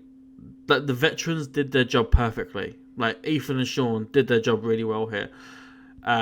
They made Javon and Trick look like $1 million. Like, I've always found 4-ways to be quite bothersome, quite clunky with the constant switch in, switch out formula that they tend to have. They can be. But this didn't really have much of that. As everything was everywhere, everyone was everywhere. Like, all 4 men got their licks in, and Javon especially had the most oh my god moments. Oh god, yeah. They kept teasing as well. It was going to be Ethan who won this match. They kept teasing it with like the near falls or like the pin breaks. And at one point, he and Trick do a simultaneous pin. And I thought, is that how they're going to do it? Like a double pin at the same time? It's a tie sort of thing. Like, how would that have worked as well? I was like, what would happen? I guess they would have just carried on between them two. Or just done it on TV or something as a separate match. Or cut them up in half and have a half champion. Half for you and half for you. Well, you can buy him down the line at some point. And then the next PLA, they just do like another match for both halves of the titles. Just duct tape it back together again. It just look like the old hardcore title then, wouldn't it? Exactly, yeah, exactly. But like this the way it was done, it was so strange. It was the trick shot that Ethan dodges and hits Javon, knocks Javon out, and also takes out Sean Spears to the outside. And then he hits Ethan Page with a trick shot, and Ethan unfortunately has the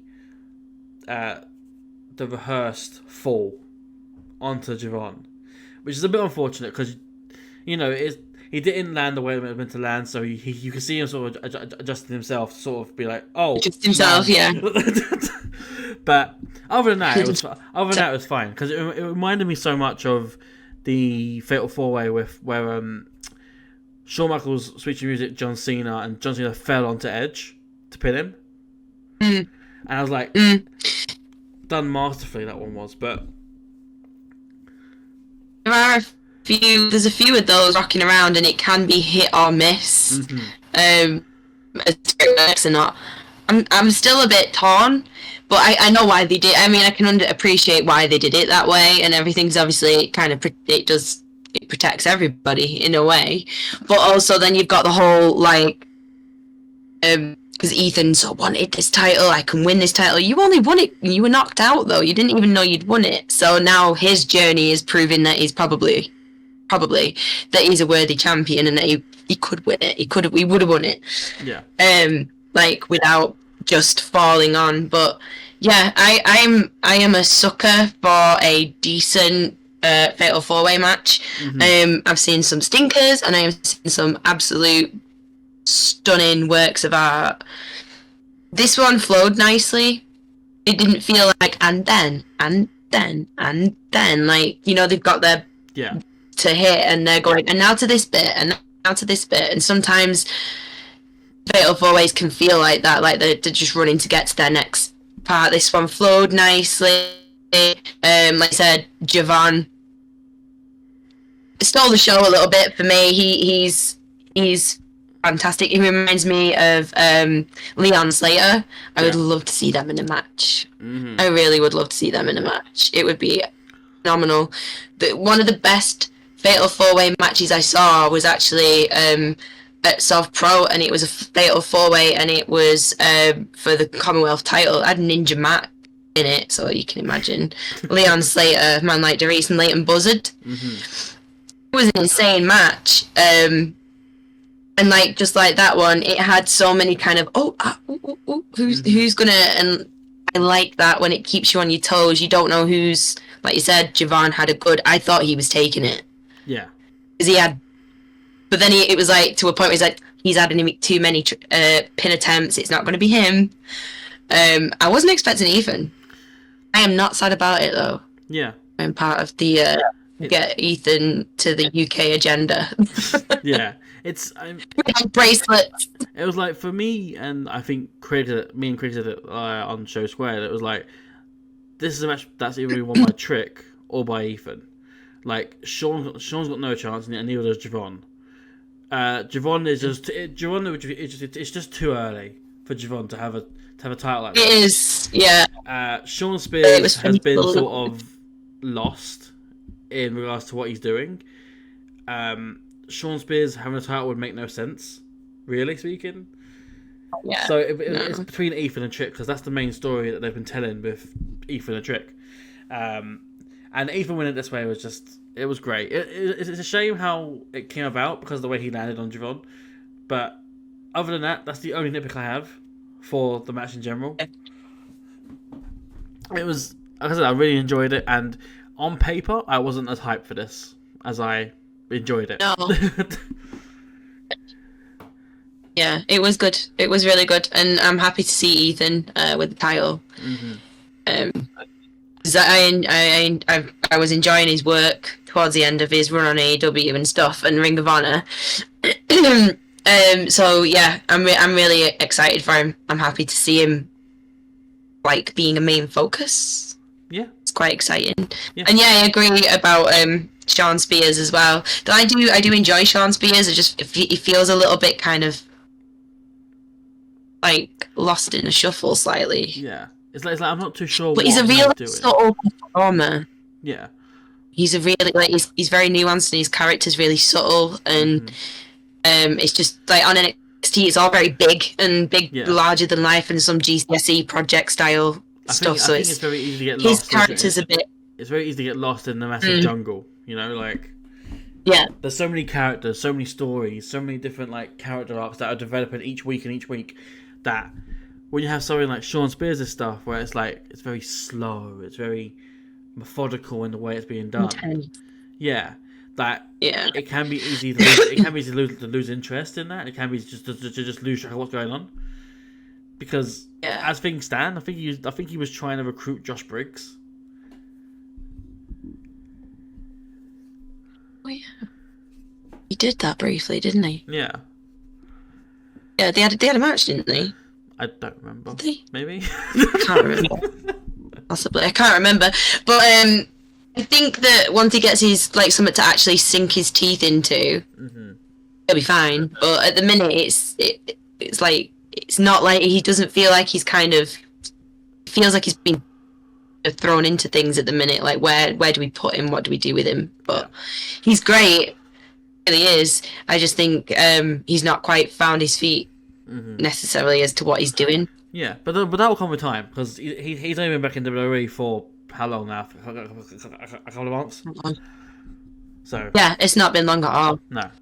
So I think once he gets going as well, he'll be great. Yeah, exactly. 'Cause he is actually quite unhinged. So when we were talking about that Gacy character, he does get quite unhinged. He was doing some really weird, dark promos and stuff over on AEW at one point. So he could be the next unhinged, weird, creepy, crazy guy that's running around. Yeah, absolutely. The chairman, exactly. But of course, that was the final match of the night, and we got a new world champion. However, that's not the end. There was a final part of the show, the elephant in the room, so to speak. There was a visual glitch at the very end as Ethan was celebrating with his title. So he's just celebrating, and then suddenly it fades away as if to say, end of the show, and then it's like the show. Just yeah. And it's done. We thought, like, oh, hang on a minute. Yeah, it's done very well because it was done so clunkily that it was like, oh, actually, that's a mistake because the way it's on there. Yeah. Like it's done really well because it's like, oh, actually, that's not meant to be there because it's like the way it's playing is that it's not naturally flowing. Like someone's like, no, it's great. Nice like little someone just hit the button teaser by accident instead of like the end credits button, like. Yeah, we just thought it was our thing, just like glitching out or something. We didn't think about anything, and then Mike was like, "Oh, hang on a minute," and we went back, and there it was again. And then Twitter told me that it was a thing. It wasn't just us going crazy. So, but he's everywhere, isn't he? He really is. He really is. And of course, I say his name because I don't. Yeah. He might appear on this show. But no, yeah, that was NXT Heatwave. Overall, it was a good show. I enjoyed it from top to bottom. Good show. Weak point for me was Lola and Roxanne, which is a shame because I know both can do a lot better. But if 3 stars is your weak point, like it's not a bad show. Too bad. No, honestly, I enjoyed it more than Money in the Bank. Yeah, and I don't know. I don't know about you, but I got like Money in the Bank isn't bad. I don't know about you. I got I just enjoyed take on Money in the Bank. Priest and Rollins, that match. I found that quite boring. There was something off. There was something off, and then obviously we had the whole shebang. I feel like that should have been the main event, to be honest. Yeah, I mean, more tight on like makes sense. Obviously, it didn't end up being thingy, but like, I didn't understand why the whole RKOD and the Bloodline. I didn't quite understand. I didn't like that. To be honest, it was a good match, but for me, that was the actual weak. That was a weak match. Yeah. But then you don't want to really go into another Debbie Downer. No. Drew loses at the end of a pay-per-view again, so I can understand why they didn't do it. And Cody being pinned, obviously. Yeah. I mean, that is quite a downer, I'd say. Like, the American hero getting pinned by the... Not the invading forces, this is not the 80s, but it's like the... it's the big scary faction. Like, yeah, it's like the bad guys. They took him down. The bad guys actually won. The bad guys actually won this battle. Like, so it's quite a downer for Cody in general. But it was. I guess they probably didn't want to end another pay-per-view with Drew McIntyre in a tantrum again, because that's what they did at Clash. And Clash before, so it's getting a bit thingy for him. But I felt like that probably should have actually maybe been main event, and it probably would have been a bit better. But there was something a bit off. The pacing was off a bit, and then obviously there was a couple of botches. Yeah. That was production, and I love how they blame the ref on Raw. Referees do that. It happens in sports. It was production. They didn't hit the button for the music, and the ref's like, well, if I see it, I'm going to count it because I'm a referee, and that's my job. The ref literally did nothing wrong. Oh, referees mess up. He counted 3 on a 3 count. Damien didn't kick out. Production didn't hit go on the music. Don't blame the referee. I'll go to war for the referees out there. They know I love. No, that's absolutely valid. No, you're not wrong there. Like, there are cases where the referee is absolutely in the wrong. But this was not one of them. So literally, when Seth said his little promo, it happens in sports. The referee. If I was that ref, I'd be going, This is the first time. What did you say, funny? The first time the referee's got walkout music. It's just you hear the theme. He comes out. He's like, "Seth, how dare you?" Like Cody Rhodes when he does his cartoon stop now. Yeah. Oh. I would love to see a referee. Yeah. Just like argue with a wrestler. Sorry. I would love to just see a referee come out and argue about. Just once, you know. Yeah. But yeah, unjustified. Apologise to that referee. But it was fine. I mean, it probably would have been great had the music at the right time, had Drew come out at the right time, had he not been counted out already. It probably would have wound up being quite a.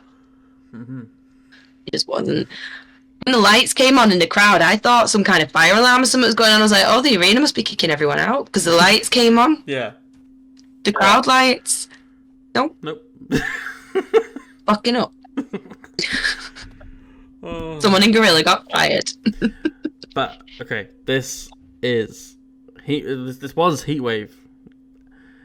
That does bring an end to this show. I want to thank Nikki for coming on. It's been a pleasure. And actually, before I sign off, is there anything you want to promote to get out there? And I'll put everything else in the description already. But if there's anything else you want to promote further, I actually have I'm recording a podcast with NerdyUpNorth soon, and it's not wrestling related. It's actually paranormal and cult and spooky stuff. So I'm doing that on like on the 20th. So that's going to be exciting because that's like different to what I'm usually talking about with them. Because if I'm not talking wrestling, I'm talking movies. But this is spooky stuff from growing up in a house that was exorcised. So, so that will be coming up. And yeah, just I've got South Pro coming up. It was meant to be this weekend. It's the weekend after. So I'll be doing like loads of bits. Probably commandeer the Damn It Vacant and chat about it afterwards. And that's about it. Cool. Fair enough. And just to clarify, you're going to a house that's been exercised. No, I grew up in a house that was exercised.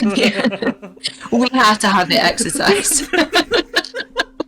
And then the guys at NerdyUpNorth spotted this in the comments that I was a conversation, and they were like, "Excuse us." So I'm going talking to them about my creepy life. I thought like this is very unlike them to just do a whole vlog about a haunted house, like. Like they go there and physically film in the house. No, a little ghost hunt. Yeah. No, because they'll see that and be like, "That's a good idea," and I am not the person to take on a ghost hunt. No. But no, that is of course everything they want to check out from NerdyUpNorth. I'll put their stuff in the video description as well. And of course, as your stuff as well, Nikki, and Pencilled In general, I'll put everything in the description as well for that. But do give them a follow. They're genuinely nice people and genuinely great content they put up as well.